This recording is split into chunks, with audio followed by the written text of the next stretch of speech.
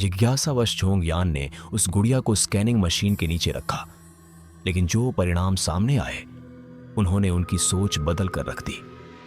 गुड़िया के शरीर के अंदर एक पूरा इंसानी कंकाल था। जब विशेषज्ञ वहां पहुंचे तो झोंग यान ने गुड़िया उन्हें सौंप दी।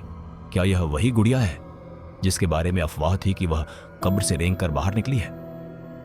कांडा झोंग यान और जिया हुई को एक गुड़िया संग्राहक के पास ले गए। यह संग्राहक अपनी जवानी में पुलिस स्टेशन में काम करता था। एक दिन यासुमोतो कोकिची नाम के व्यक्ति ने आत्मसमर्पण किया। उसका बयान दर्ज करते समय संग्राहक को एक अविश्वसनीय बात पता चली। कोकिची की शियाओली नाम की एक बेटी थी जो जन्म से ही इतनी कमजोर थी कि कहीं जा नहीं पाती थी और यह अक्सर बीमार रहती थी। कोकिची की पत्नी अपनी बेटी को दर्द में नहीं देख सकी, इसलिए उसने शियाओली के साथ फांसी लगाकर आत्महत्या करने का फैसला किया। लेकिन फांसी के दौरान शियाओली की तो मृत्यु हो गई, पर पत्नी बच गई।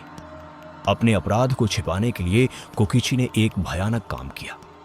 उसने अपनी बेटी के शरीर को एक गुड़िया में बदल दिया ताकि वह हमेशा उसकी पत्नी के पास रहे।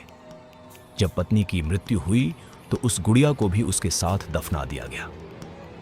यह संग्राहक कोकिची की बनाई गुड़िया इकट्ठा करता था, इसलिए वह उसके काम से अच्छी तरह वाकिफ था। उस गुड़िया को देखते ही उसने तुरंत पहचान लिया कि यह कोकिची की बनाई जीवित गुड़िया है। सबूत जुटाने के लिए वह कोकिची की पत्नी की कब्र पर भी गया था, लेकिन वहां गुड़िया नहीं मिली। ऐसा लगता है कि चाहे वह अफवाह हो या इत्तेफाक, यह गुड़िया वास्तव में कब्र से बाहर आ गई थी। और भी डरावनी बात यह थी कि गुड़िया के मुंह में अब नुकीले दांत उग आए थे। संग्राहक ने सलाह दी कि उन्हें जल्द से जल्द गुड़िया को वापस शिनक्सेन द्वीप पर कोकिची की पत्नी की कब्र में रख देना चाहिए। कांडा ने अकेले जाने की योजना बनाई थी। जब वे द्वीप पर पहुंचे तो रात हो चुकी थी। होटल में चेक इन करते समय कांडा ने मालिक से नक्शा मांगा। उसने होटल के कमरे में एक अनुष्ठान किया और कब्र के अनुमानित स्थान का पता लगाया। जैसे ही वह सटीक स्थान खोजने ही वाला था, कमरा अचानक जोर जोर से हिलने लगा। मोमबत्तियां बुझते ही गुड़िया बक्से से आजाद होकर भाग निकली। कमरे में किसी चीज के कूदने की आहट सुनकर कांडा ने उन दोनों को न घबराने के लिए कहा और कैमरे की मदद से गुड़िया को ढूंढने लगा। जैसे ही जिया हुई ने शटर दबाया, कांडा ने गुड़िया की झलक देख ली। तीनों की मिलीजुली कोशिशों से गुड़िया को जल्द ही एक थैले में पकड़ लिया गया। हालांकि अंधेरे में कांडा के पैर में चोट लग गई। कांडा के चलने में असमर्थ होने के कारण अब गुड़िया को वापस रखने की जिम्मेदारी झोंग यान और जिया हुई पर आ गई। कांडा द्वारा दिए गए नक्शे का पालन करते हुए उन्हें कब्र मिल गई। खुदाई करने पर कोकिची की पत्नी के अवशेष मिले, जो अब सिर्फ कंकाल रह गए थे। समुद्र का पानी रास्ते को डुबोने में सिर्फ 30 मिनट बचे थे।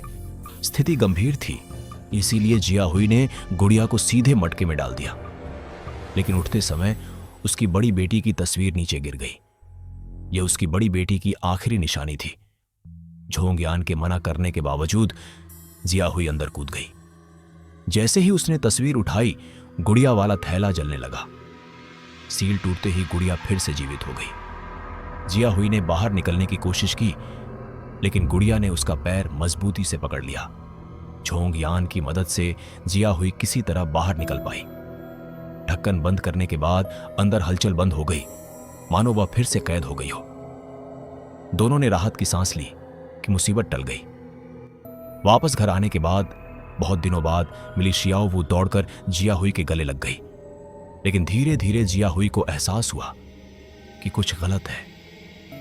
शियाओ वो उसे इतनी जोर से जकड़ रही थी कि वह उसे अलग नहीं कर पा रही थी। वह जिया हुई की बेटी नहीं, बल्कि वही गुड़िया थी। झोंग यान वॉशिंग मशीन के पास पहुंचा तो देखा कि असली शियाओ वो अंदर बंद थी। उसने मशीन तोड़कर उसे बाहर निकाला, लेकिन जिसे उसने बाहर निकाला वह मरे उसकी मृत बड़ी बेटी मेई थी। मेई ने झोंग यान को गले लगाया और फिर गुड़िया की ओर बढ़ी। जो गुड़िया अब तक डरावनी लग रही थी, वह मेई के छूते ही शांत हो गई। अंत में मेई गुड़िया को लेकर गायब हो गई।